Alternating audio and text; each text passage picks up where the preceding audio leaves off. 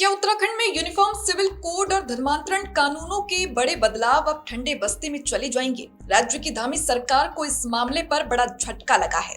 राज्यपाल lieutenant general Gurmeet Singh ने हाल ही में यूसीसी और धर्मांतरण विरोधी संशोधन बिल को तकनीकी और ग्रामर की कमियों के चलते वापस लौटा दिया है।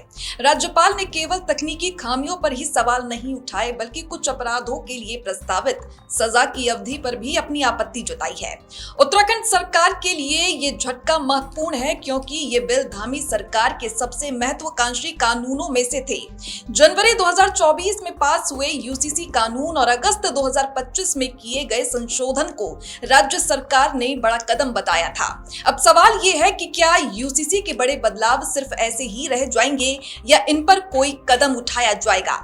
नए नियमों के अनुसार शादीशुदा होने के बावजूद लिव इन रिलेशनशिप में रहने वालों के लिए 7 साल तक की सजा का प्रस्ताव था। इसके साथ ही जबरदस्ती, दबाव या धोखे से रिलेशनशिप में आने वालों के लिए भी यही सजा तय की गई थी। इसके अलावा नई धारा 390A के तहत रजिस्ट्रार जनरल को शादी, तलाक, लिव इन या विरासत से जुड़े रजिस्ट्रेशन रद्द करने की शक्तियाँ भी दी गई थी। धार्मिक धर्मांतरण कानून में भी सजा बढ़ाकर 3 साल से लेकर उम्र कैद तक की गई थी। पहले जबरन धर्मांतरण के लिए अधिकतम सजा 10 साल थी। इस बार प्रस्तावित बदलाव के जरिए सरकार ने स्पष्ट रूप से संदेश दिया था कि कानून के उल्लंघन पर कोई भी व्यक्ति बख्शा नहीं जाएगा। लेकिन राज्यपाल ने इन संशोधनों में तकनीकी खामियों और ग्रामर की गलतियों की वजह से बिल को वापस कर दिया। अधिकारियों का कहना है कि अब सरकार को बिल में सुधार करके फिर से विधानसभा में पास कराना होगा या फिर अध्यादेश लाकर राज्यपाल की मंजूरी लेनी होगी।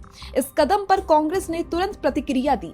उत्तराखंड कांग्रेस के नेता सूर्यकांत धस्माना ने कहा कि यदि मामूली कमियां होती तो राज्यपाल अनौपचारिक रूप से सुधार के लिए भेज सकते थे। उन्होंने आरोप लगाया कि ये बिल वापस भेजना 2027 विधानसभा चुनाव के मद्देनजर उठाया गया कदम है। उनका कहना था कि बीजेपी की सरकार चुनावी माहौल बनाने के लिए ऐसे मुद्दों को हवा दे रही है और बिल को लेकर असली उद्देश्य चुनावी रणनीति को मजबूत करना है।